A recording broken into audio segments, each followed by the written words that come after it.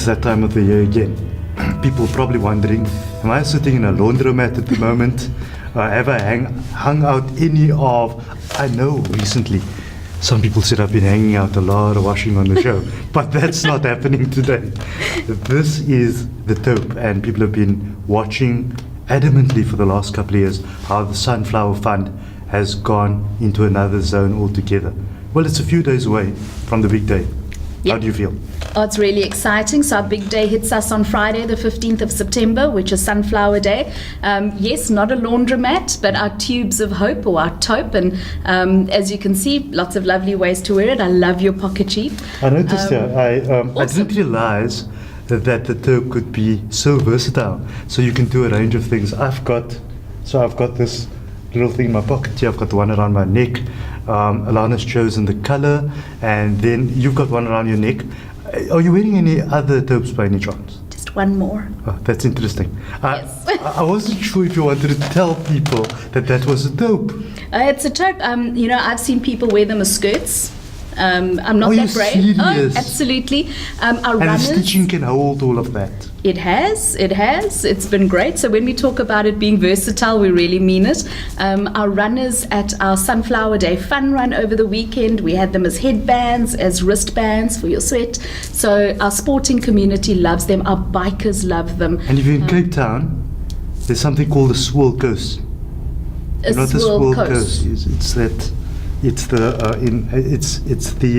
stockings that is cut on one end and put over your head to get your head flat. When you put curlers and then don't they put that over the curlers? Yes, I'm just sometimes? saying that there are other options here. Very versatile. to support the campaign. So we're expecting the whole of Cape Town to do that. We'd love to see it. So, we ask people to share how they wear it. So take your selfie, share it on our Facebook page, post it to your Facebook page as well. And just because it's part of creating awareness. So the purpose of this really, it's fun, it's an exciting campaign, but really the purpose behind it is to create awareness for the need for stem cell donors, but also to do much needed fundraising to pay for the donors we recruit. Of course. And what I like about the fund is, and especially this campaign, is the fact that people can be participative in a very fun way, like you said. Everybody knocks on the door and says, I need R1 million. But and people, they close the doors because in the end of the day, everyone's asking for money. But when people understand this particular campaign and they also feel that they're part of that, through all of this color and that support, it brings a different dimension to raising funds.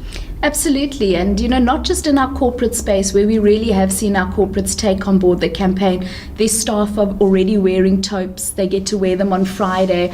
And the companies are encouraging it as part of their CSI, but also just their culture within their organization. But where we've seen some exciting things this year is with our schools competitions. So we've had a school do a fashion show and literally made different items of clothing from the taupes. Is that where that idea came from for your... No, so this actually came from one of our partners, Chateau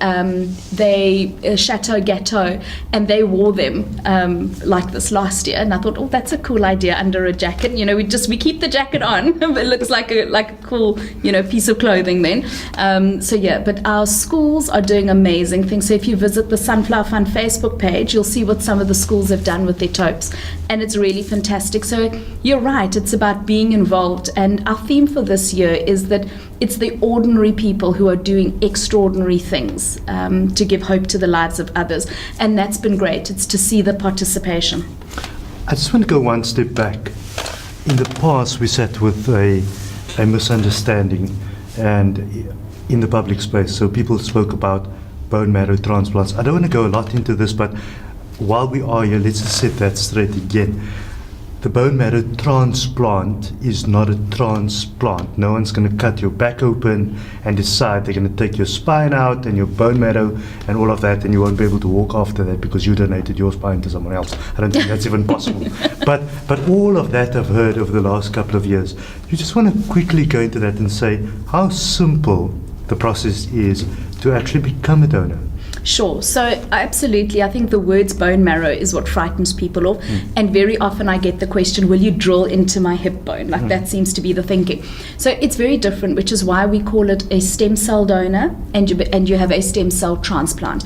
Because what we do is, yes, your bone marrow is produced inside your bones, but what we do is we actually collect it from your blood. We do not collect it from your bones. So it's very much like almost like the process of donating platelets. So it will be taken out of your blood. So there is no surgery. There's no anesthetic, there's no drilling, and you leave with all the body parts you came with. We just remove some of the stem cells, like when you donate platelets. We remove the platelets out of your blood, and the blood that we don't use goes back into your other arm. And that's the exact same process we use here. So the stem cells... And within hours, you feel that you're back to normal? Absolutely. So people will go in for the procedure. It is done in a hospital purely to obviously look after the donor, but also to ensure that the stem cells haven't been contaminated. Within 4 to 6 hours, you're heading home. But then after that, at least you rest assured, and you can sit back saying that you've contributed something that might save the life of somebody else. And Absolutely. That's crucial.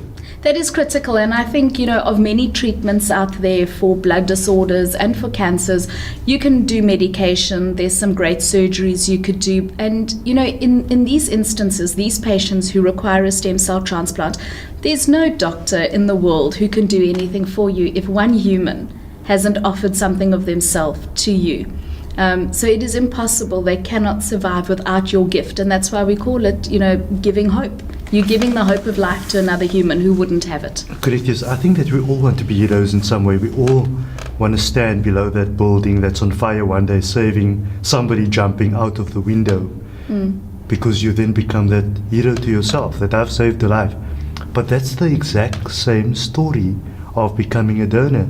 And that is, you can become that hero by actually donating, because you are saving a life eventually. Well, look, there are two things. Firstly, your chances as a patient of finding a match is 1 in 100,000. So if we can grow the registry to the size that every patient has a fair chance of life, you are, just by being a donor on the registry, you're already giving hope. Then there's the chance that you could become a match for somebody, even greater. But being on the registry and being chosen as a donor, I think both you are doing such a service to another human. And people say, but what if I can't be? Because some people are excluded for medical reasons or age, or for whatever reason they cannot become or don't want to be a donor. But there's so many other ways to help. I've been a donor on the registry. Nobody's called me for a match yet, but I contributed my time. I create awareness. I help with fundraising. So I think there's a lot of things you can do to be a part of the Sunflower Fund and to be a part of giving hope to somebody else's life. And it isn't the only way is if you're a match for someone. I think the whole process is what's important. When I look back, and I used to visit the oncology department a lot at the Children's Hospital, Red Cross. I spent a lot of time there with kids, and 1 or 2 of them has passed on in that whole process. And I think back of all of that, the one thing that comes to mind is the fact that you always ask yourself the question that if we had to act earlier, and I know that we have our different religious convictions, and we understand that God plays a role in what He does, and the progression of life continues. But there's always this question in your mind, asking if you had to act earlier, would you be able to save that child's life? So for me, I see the Sunflower Fund as being pivotal in all of that the modus and the catalyst is there to do that.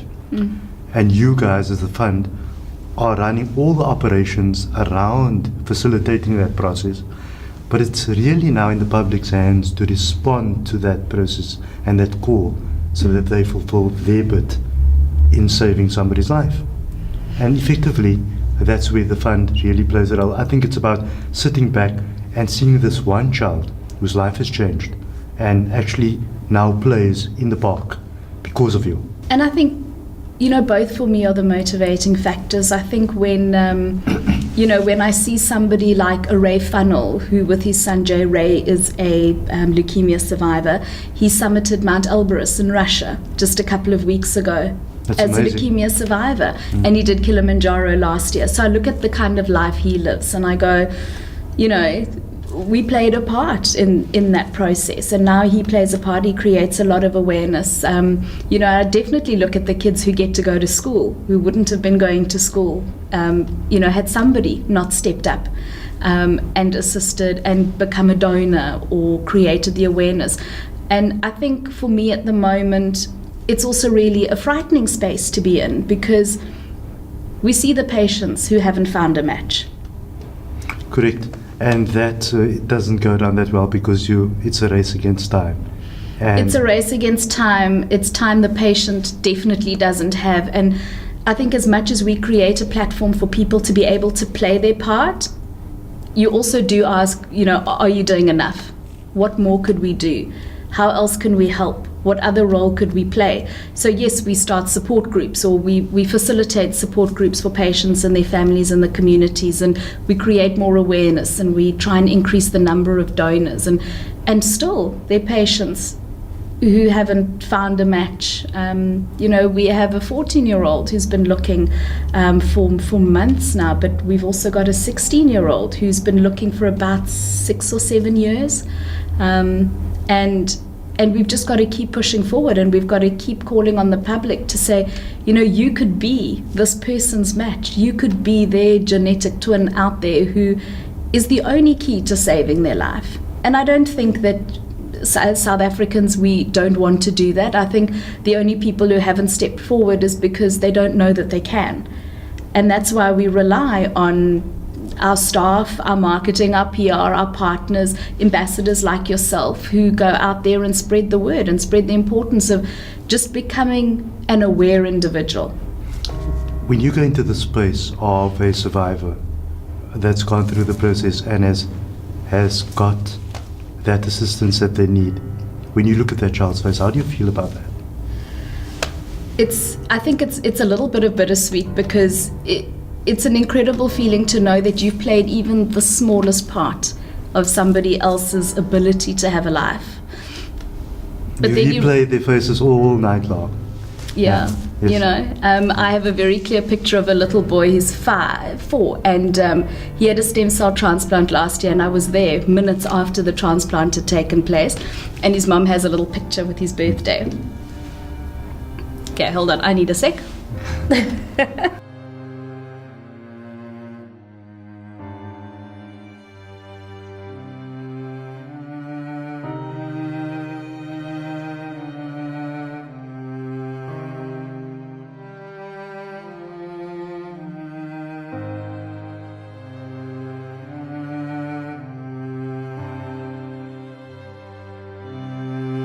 We just took a brief break. Alana is telling a real story. And as you know on the show, when that happens, things happen. And I think we are human, and even the fact that you working with this type of thing all the time, it still affects you. Because when I read some of the stories, I myself feel very affected by all of that. And there's nothing that we can do to stop feeling affected, because we feel for other people. And you working in that environment, you feel for other people. But I just want to rewind the tape a little bit and say that, and ask you, you were talking about that incident where a child was saved, and moments after the transplant. What do you feel at the time? It's incredible, because I think, you know, in that moment, I took a photo of the little boy and his mum, and, you know, for her to have gone through this journey, I don't think any parent ever, you know, becomes a parent and thinks at some point I might lose my child. I mean, that just, you know, that just should never happen. And, you know, and they'd been through that journey, and the fact that that was a real possibility, losing their child, to then know, here's a match, my child's had a stem cell transplant, and there's hope here for my child to live. So that's a really special moment, you know, and I think just to see the look on his mom's face, that's something that would just never leave me ever. So there's definitely that absolute moment of, this is worth it. You know, all all the hard stuff behind this job, this moment is worth Just it. that one case Just the makes one. it all real.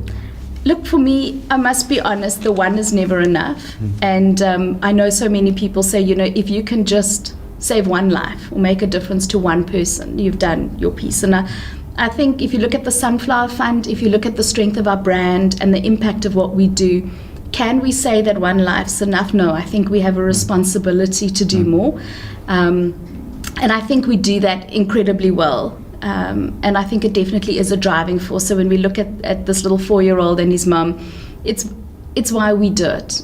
We do it for those moments where people realize they've got time with their loved ones.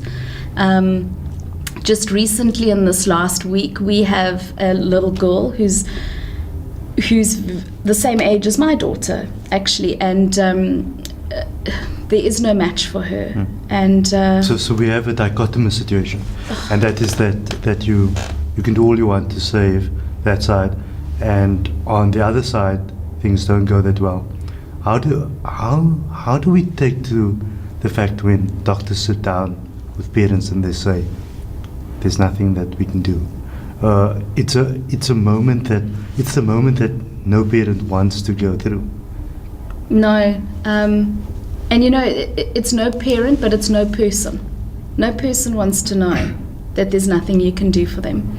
And as much as we have a young little girl at the moment, I also have a 60-year-old who says, I don't know where else to go. There's nothing more that doctors can do for me. So I'm reaching out to you. What can you do? When you get that type of case landing on your table, do you feel that we need to do more? We need to continue pushing. There's a chance that we can still do this. How do you respond to that? After a moment of I suppose horror, that because it's frightening. It's really frightening. It's frightening to think that something you could do could save someone's life, and that not doing it, you know what the consequences are. So if you're not doing absolutely all you could do, that's the consequence. I'm from corporate, and when you have a slack month, you just don't make enough money in the bank for the business. We don't have that. A slack month for us means patients will die. Correct, yes. So it's. But with all of that being said and done, Alana, I think that what we need to understand is that you and your organization, the Sunflower Fund, are doing what you need to do to play your role. If you're doing the best you can to play your role, the other half is really the public. And Absolutely. if they're going to sit back, watch this episode as if they were just watching another night at the movies, then that doesn't help anybody at all. The least they can do is to go out and tell somebody else to support the fund. Yeah. The second least they can do is to get involved as a volunteer on some level or the other. Buy a taupe, make sure that you become a volunteer, spread the word. If you tell one person after the show, at least, can you stop at the store or purchase online in Zando, wherever it might be, and we're going to go through all of that now, then you've played your role tonight, watching the episode, by simply telling the next person to do something. Or pick up your phone. I know the audience, you've got your phone in your hands all the time. I've done a study on this, don't worry. Everybody's got their phone in their hand all the time. Visit the Facebook page, visit the website, visit Zando, and do something right now while you're watching the show. You can make that difference. So we talk about the taupe. It's available at Pick n Pay stores And Zando online. And what's the prices we're looking at there? 25 Rand. 25 Rand, that's absolutely nothing. And every cent of profit made from this campaign goes towards the cost of recruiting a stem cell donor. And Friday you can walk out there with your head up high saying that I'm wearing it because I've done something for somebody. And that's crucial. Yeah. And I think if you look at we've done a hashtag on all the taupes, and the hashtag is I am hope. And I think once you've played your part, once you've purchased your taupe, once you've told somebody about it, that's what you are. You actually hope to someone. Just in conclusion, there are a lot of people that played a role this year in terms of what you've been doing We saw a lot of brands that came on board, and they all play their role within the capacity of what they can do. You want to just maybe mention some of them, or either thank them, or what's your message to the people that do play a role in what they're doing to help you do what you do, so that you can help South Africa do what they do? Yeah, I think, when people bought into this campaign, it was very different because, as I said, our theme is about ordinary people doing extraordinary things. And the people who've come on board have come on board not because of their moment that they'll get in the spotlight, but they've come on board because of exactly what you've said. It's their duty, it's their responsibility to take it that next half. So I think, for me, it's only fair to actually thank not just all our sponsors, but to thank every single person who's wearing a taupe, who's bought one, who's spread the word, who's played a part in this process. From our school kids who've been selling taupes and wearing them to school since the 1st of September, the people who will come on board on now for this rest of this campaign, and then the Century City Hotel and Conference Centre have partnered with us to put on a full-on blood drive where we will, you guys will be there, so thanks to Dean TV and the Faizal Sayed Show,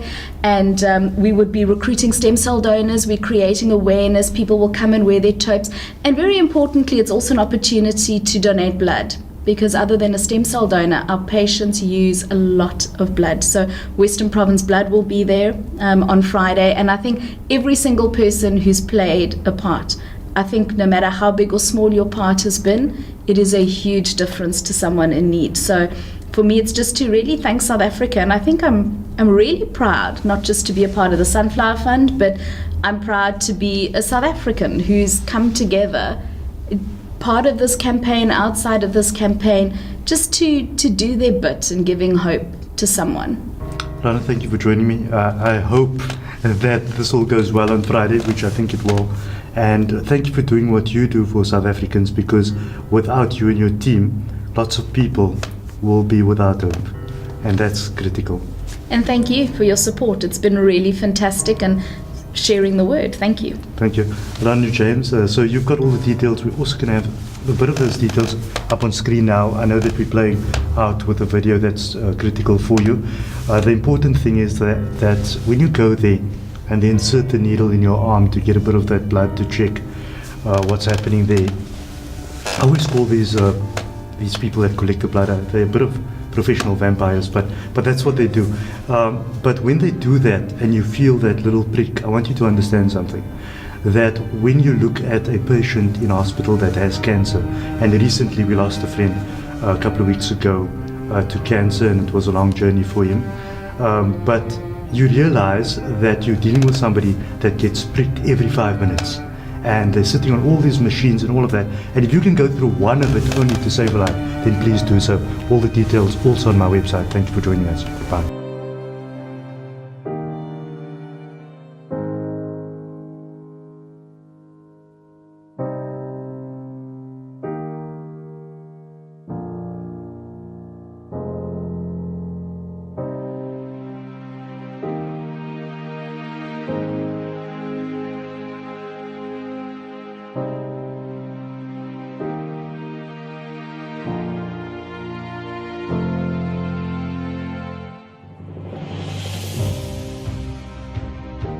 There's a real honor in giving hope to the lives of others, to see their strength, to see them take on the world.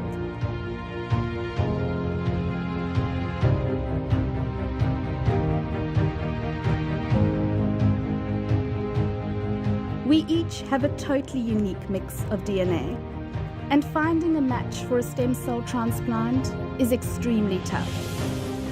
Your DNA may be the only chance someone has to survive.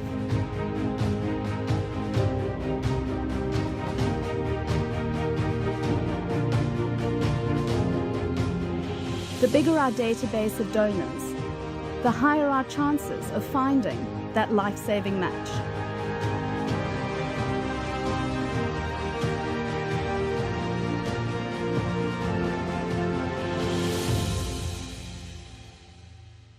Thank you to those who registered as a blood stem cell donor. Thank you to those who donated to our fund. Thank you to those who joined us, those who shared our struggles, those who supported us in giving the hope of life. Let's come together and share a part of ourselves. Let's give someone the chance to live. Let's give someone the hope of life.